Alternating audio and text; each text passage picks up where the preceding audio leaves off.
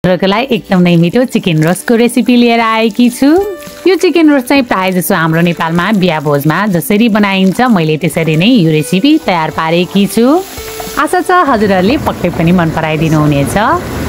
ल बनाउन सुरु गरौँ है त। यसलाई चाहिने सामग्रीहरूबाट सुरुमा मैले यहाँ लिएकी छु चिकनलाई चाहिँ मैले पिस पिसमा काटेर लिएकी छु। त्यसैगरी हामीलाई चाहिन्छ फ्राई गर्नको लागि तेल। यहाँ मैले 4वटा हरियो खुर्सानी पनि लिएकी छु। यहाँ छ हामीसँग काटेर लिएको यो अदुवा हो। त्यसैगरी यहाँ मैले 3टा लसुन पनि लिएकी छु। थोरै हामीलाई गरम मसला पनि चाहिन्छ। मैले यहाँ थोरै गरम मसला लिएकी छु। त्यसैगरी यहाँ छ हामीसँग जिरा पाउडर भने यो चाहिँ धनिया पाउडर हो। स्वाद अनुसार नुन, रातो खुर्सानीको धुलो, बेसार। यहाँ चाहिँ मैले मैदा पनि लिएकी छु। हामीलाई मैदा पनि चाहिन्छ थोरै।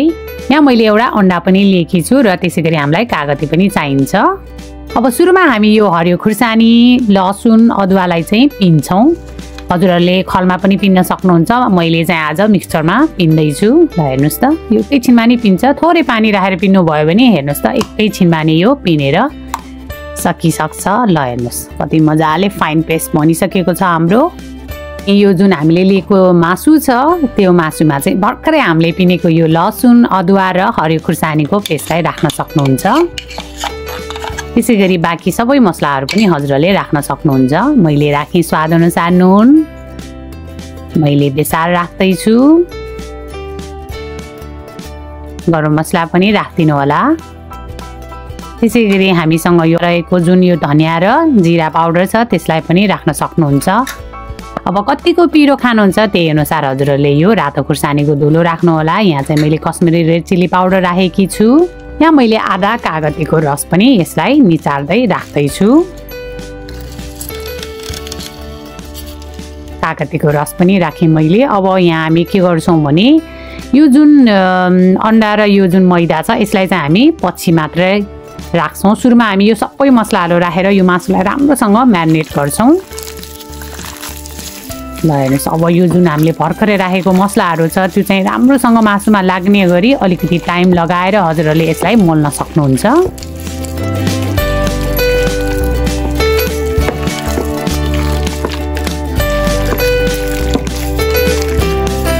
राम्रोसँग यसलाई मोलिसकेपछि अब हजुरहरूले के गर्नुपर्छ भने कसैले चाहिँ यसलाई ढाकेर राख्नुपर्ने हुन्छ। यसलाई कम्तीमा पनि हामीले ढाकेर आधा घन्टा चाहिँ यतिकै छोड्छौँ। मैले मासु ढाकेर राखेको नि आधा घन्टा भइसकेको छ। आधा घन्टा पछि हामी के गर्छौँ भने यो मैदा र अन्डालाई राखेर राम्रोसँग फेरि मोल्छौँ। मैले यहाँ मैदा राखिसकेकी छु र अन्डा राख्दैछु। अब यसलाई हजुरहरूले एकदमै राम्रोसँग फेरि एकचोटि मोल्नु होला। यो मैदा र हामी अन्डा राख्ने टाइममा चाहिँ साइडमा हजुरहरूले तेल तताउन पनि राख्न सक्नुहुन्छ। फ्राई गर्नको लागि मैले चाहिँ तेल तताउन राखिसकेकी छु। तेल तताउँदा चाहिँ हजुरहरूले मिडियम टु हाई हिटमा तताउन सक्नुहुन्छ।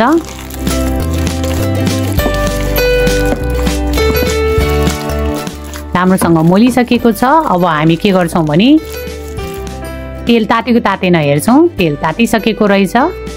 अब हामी यसमा अब कतिको अड्छ त्यही अनुसार नै यो मासु फ्राई गर्न राख्छौँ।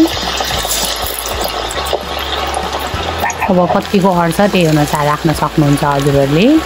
यसलाई सुरुमा चाहिँ राखेर नचलाउनु होला। केही समयपछि बल्ल यसलाई पल्टाउन सक्नुहुन्छ हजुरहरूले। हेर्नुहोस् त एउटा मासु राम्रोसँग तेलमा डुबेको रहेनछ। मैले मिलाएँ, बिस्तारै मिलाएर यसलाई डुबाउँदैछु। हेर्नुहोस् त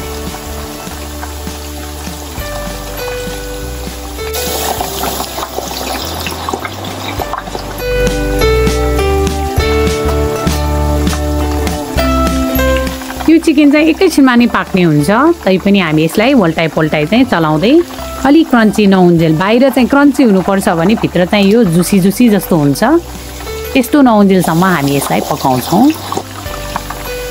हजुरहरूले देख्न सक्नुहुन्छ कति मजाले यो बाहिर भागमा पाकिसकेको छ। तैपनि हामी एकछिन अझै यसलाई पकाउन राख्छौँ। यसलाई हामीले ठिक 15 मिनट पकाइसकेपछि बल्ल निकाल्छौँ।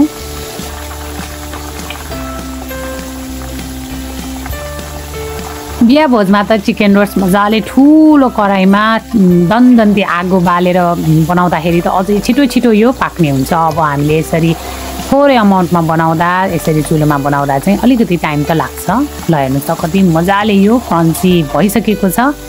रुमभरि यति मिठो बास्ना आइसकेको छ। राम्रोसँग 15 मिनट पकाइसकेपछि मात्र निकाल्नु होला, नत्र यो बाहिर चाहिँ पाकिसकेको हुन्छ भने भित्र चाहिँ नपाक्न नि सक्छ। त्यही भएर सकेसम्म हजुरहरूले 15 मिनट चाहिँ पकाउनु नै होला।